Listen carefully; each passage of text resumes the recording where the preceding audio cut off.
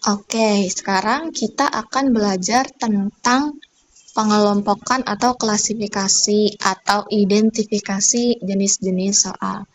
Seperti yang kamu udah tahu, kita kompetensinya terbagi menjadi 3, ada tekstual, inferensial, dan juga evaluasi dan penilaian. Sekarang kita bahas di soal tekstual dulu. Soal tekstual itu kita terbagi, kan ada 5 kompetensi ya. Nah, kamu silahkan dihafalkan kompetensinya ada apa aja. Kemudian ciri khas dari soal tekstual itu ada pertanyaan yang sifatnya tentang 5W plus 1H. Who, what, where, when. Seperti itu. Sedangkan why dan how itu biasanya ada di inferensial, tapi bisa jadi how itu adanya di tekstual juga. Kemudian, kalau ada kata categorize, group, which of these belongs to bla bla bla, nah itu masuknya ke subkompetensi klasifikasi dari kompetensi tekstual. Sedangkan kalau ada ciri soal yang menyebutkan tentang summary, main point in one sentence, itu tentang summarizing atau meringkas dan masih termasuk juga di kompetensi tekstual. Sedangkan di inferensial sendiri itu kan ada 6 subkompetensi. Silakan diingat-ingat ke-6 subkompetensi itu ada apa saja. Di sini kalau seandainya ada soal yang bunyinya why atau what would happen if titik-titik, kemudian because of titik-titik, itu berarti soalnya termasuk sebab akibat atau cause and effect dan ada di kelompok inferensial. Selanjutnya tentang describe the writer or attitude. The writer is, jadi itu tentang penulisnya, berarti itu menilai karakter tokoh atau character traits. Lanjut lagi tentang difference between A and B, atau soalnya juga bisa berbunyi tentang compare to information A. Nah, itu berarti tentang perbandingan. Difference between and compare itu sifatnya tentang perbandingan atau comparison. Jadi, lihat kondisi awal versus kondisi akhir. Apa yang berubah? Fokus pada kata-kata yang dibandingkannya itu.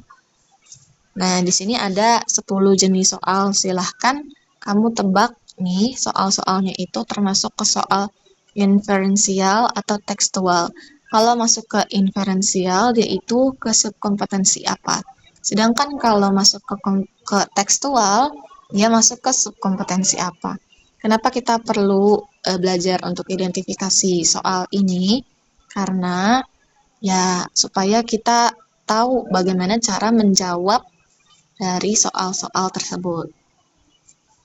Oke, selanjutnya kita bahas tentang apa sih soal-soal ini artinya atau maknanya.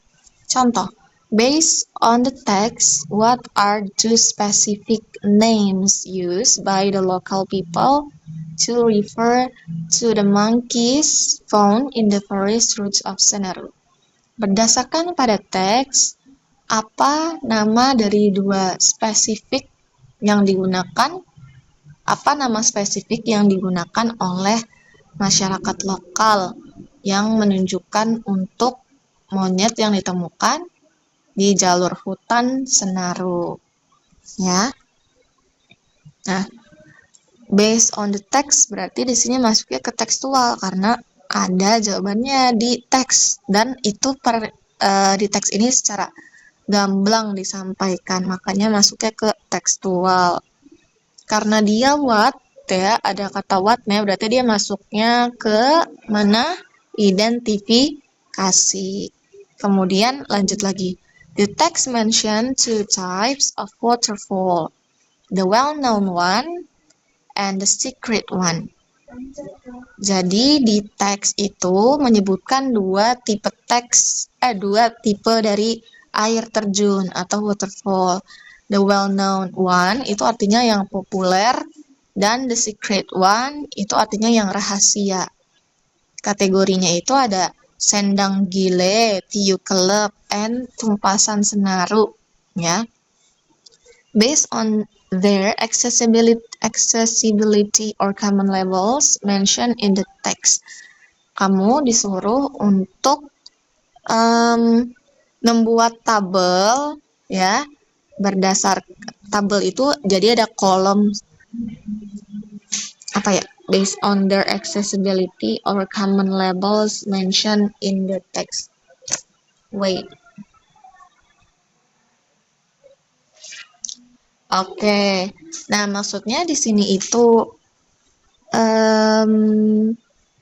accessibility itu ya kalau rahasia itu biasanya dilaluinya dengan jalur yang rahasia gitu, bukan jalur utama. Sedangkan common labels di sini itu aksesnya mudah dilalui seperti itu. Jadi nanti di soal nomor 2 ini kamu diminta untuk membuat tabel, ada 2 kolom, ada kolom tentang famous atau kolom tentang kamu bisa gunakan well known atau secret, intinya gitu dah. Pokoknya 2 kolom tentang well known dan juga secret. Nah, kalau well known di sini berarti masuknya diisinya apa aja nih tempat wisatanya, apakah Sendang Gile atau Tiu Kelep. Terus kalau secret di sini itu apakah Tumpasan Senaru, Sendang Gile atau Tiu Kelep. Jadi nanti kamu tinggal kelompokkan ketiga tempat yang ada di atas ini berdasarkan 2 kategori, ya. Nah, untuk soal ini sendiri itu termasuk dengan soal categorizing atau mengklasifikasi. Lanjut ke soal berikutnya, nomor 3. If a visitor wants to experience the waterfall stroll at sunrise, tour complete the missing steps of the itinerary below. Jadi di sini kan ada kata-kata steps, ya. Berarti tentang langkah-langkah. Jika seorang pengunjung ingin memiliki pengalaman ke waterway stroll di saat sunrise atau saat matahari terbit, bagaimana caranya atau langkah-langkahnya seperti apa? Silahkan kamu buat langkah-langkahnya berdasarkan teks yang ada, karena teksnya sendiri juga sudah di-upload di Google Drive. Silahkan dibaca dan kamu buat langkah-langkahnya berdasarkan teks yang ada. Karena nanti ada beberapa step yang hilang dan kamu harus melengkapi itu di soal ujian.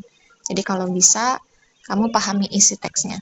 Yang nomor 4 itu, write a summary of the section Senaru Traditional Village in 1 sentence covering both its location and its cultural significance. Ada kata summary, artinya kamu diminta untuk meringkas. Nah, meringkasnya seberapa banyak nih? Ada tulisannya 1 sentence, berarti 1 kalimat aja. 1 kalimat isinya tentang apa aja? Tentang lokasi dan cultural significance-nya atau tentang budayanya. Nah, itu berkaitan tentang Senaru Traditional Village. Berarti nanti kamu baca teks Senaru Traditional Village dan langsung dibuatkan tuh 1 kalimatnya. Bagaimana ya? Next, soal nomor 5. Ya.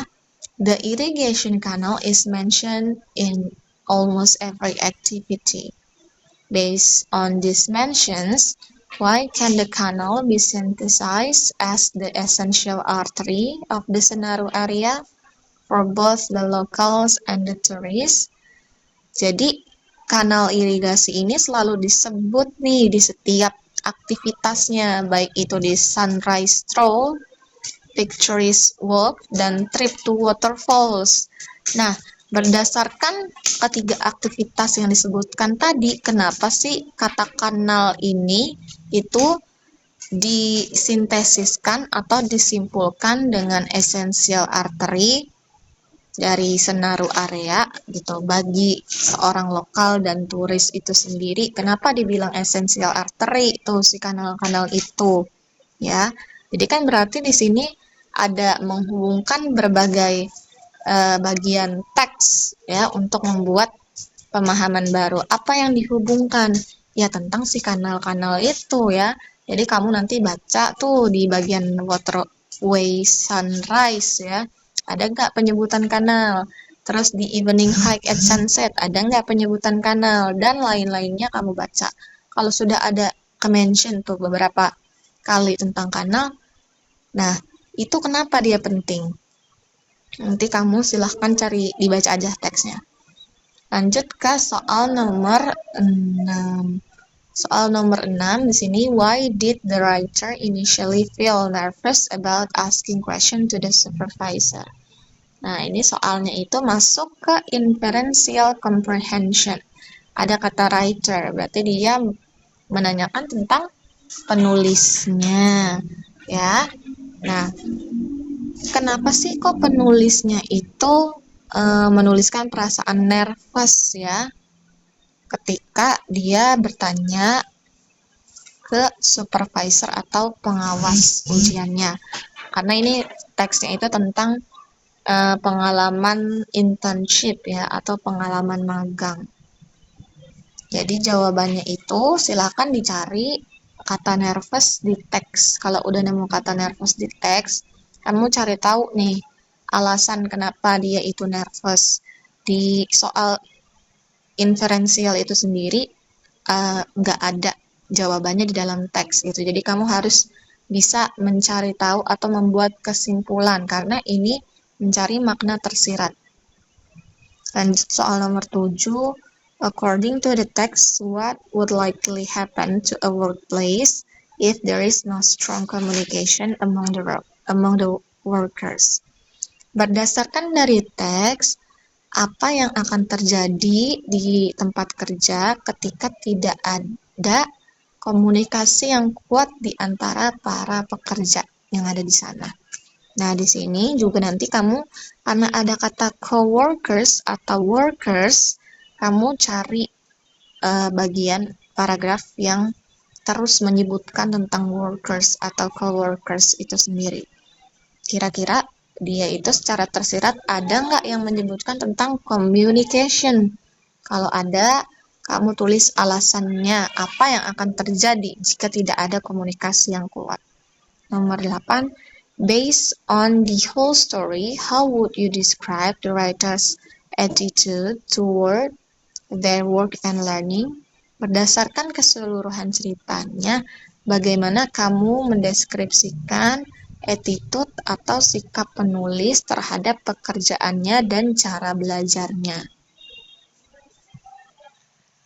Itu soal nomor 8 ya. Nah, di sini biasanya clue-nya itu tentang their goals and how they feel when helping others. Itu nanti ada di soal. Kamu bisa cari ya walaupun secara tersirat. Nomor 9, what is the difference between the writer's feelings at the start of the internship and their feelings now regarding seeking help?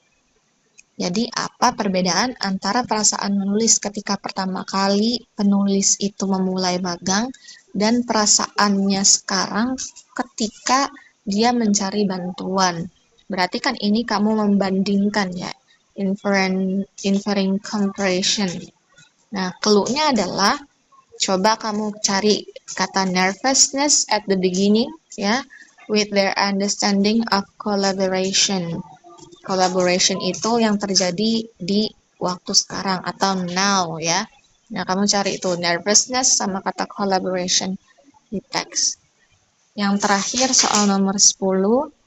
Besides learning technical office tasks like scanning and copying, what is the most important soft skill the writer gained from this experience?